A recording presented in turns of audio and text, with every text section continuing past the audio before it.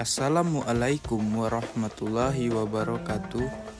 Pada video saya kali ini, saya akan mengenalkan dua tokoh besar dalam sejarah Islam, yaitu Abdullah bin Abbas, sepupu Nabi yang dikenal sebagai lautan ilmu, dan Imam An-Nasai, ulama ahli hadis yang menjadi penyusun salah satu kitab induk hadis paling terkenal dalam Islam.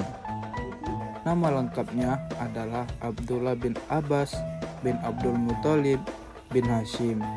Beliau lahir 3 tahun sebelum Hijriah, sekitar 619 Masehi di kota Makkah.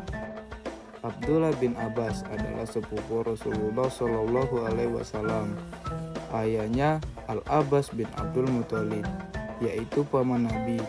Sejak kecil, Abbas tumbuh dekat dengan Rasulullah Shallallahu Alaihi Wasallam dan sering menyertai perjalanan beliau.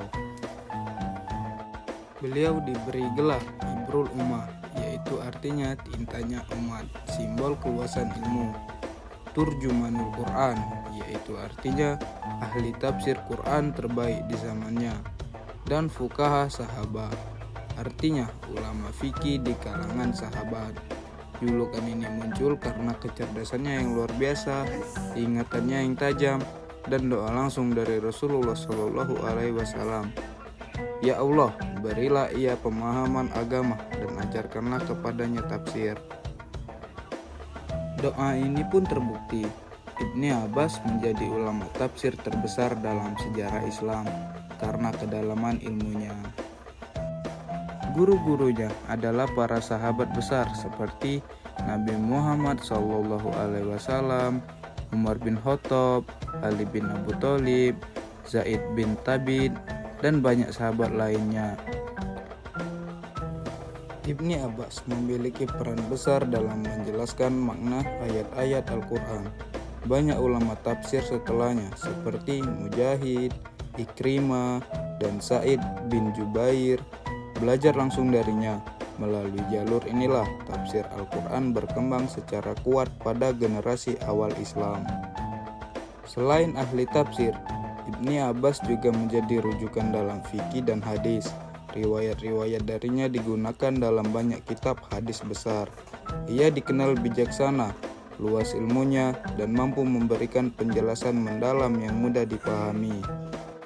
Walaupun tidak menulis buku sendiri, pendapat, tafsir, dan fatwa-fatwanya dicatat murid-muridnya dan menjadi dasar ilmu tafsir dan fikih hingga saat ini. Tafsir-tafsir Ibni Abbas menjadi rujukan utama dalam karya besar seperti Tafsir At-Tabari, Tafsir Ibnu Katsir, dan beliau wafat pada tahun 687 Masehi di Taif pada usia sekitar 70 tahun. Yang kedua, Imam An-Nasai. Nama lengkapnya adalah Ahmad bin Syuaib bin Ali bin Sinan bin Bahar An-Nasai. Beliau lahir pada tahun 215 Hijriah atau 829 Masehi di kota Nasa, wilayah Khorasan yang dikenal sekarang adalah Turkmenistan. Sejak muda, Imam An-Nasai melakukan perjalanan panjang ke berbagai negeri untuk menuntut ilmu hadis seperti Irak, Hijaz, Syam, Mesir, dan Khorasan. Beliau terkenal dengan kecermatan dan ketelitian luar biasa dalam menyeleksi hadis.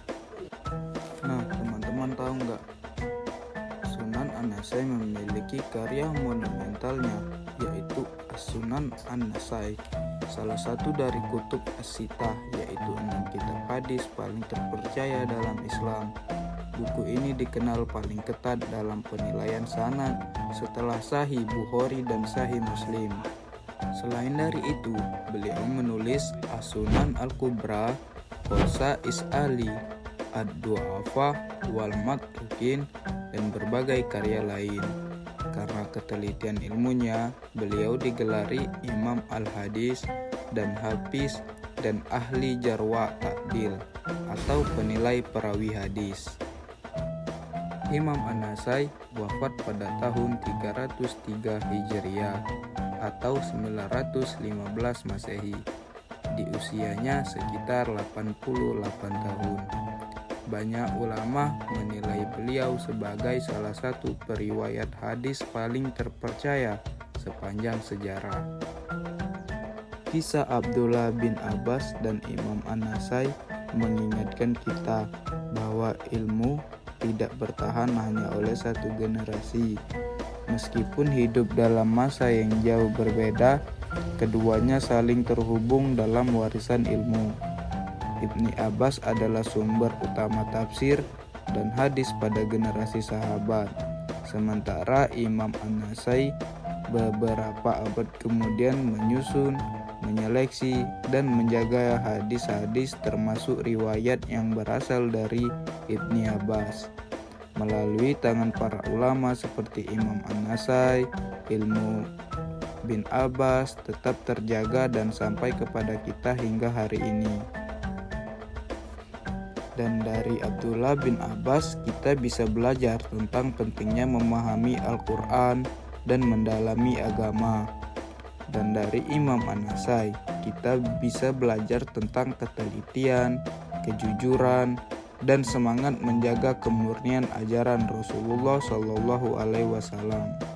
Semoga kisah dua tokoh besar ini menginspirasi kita untuk terus belajar dan mencintai ilmu agama. Mungkin itu saja yang bisa dapat saya sampaikan. Semoga bermanfaat bagi diri saya sendiri dan orang lain.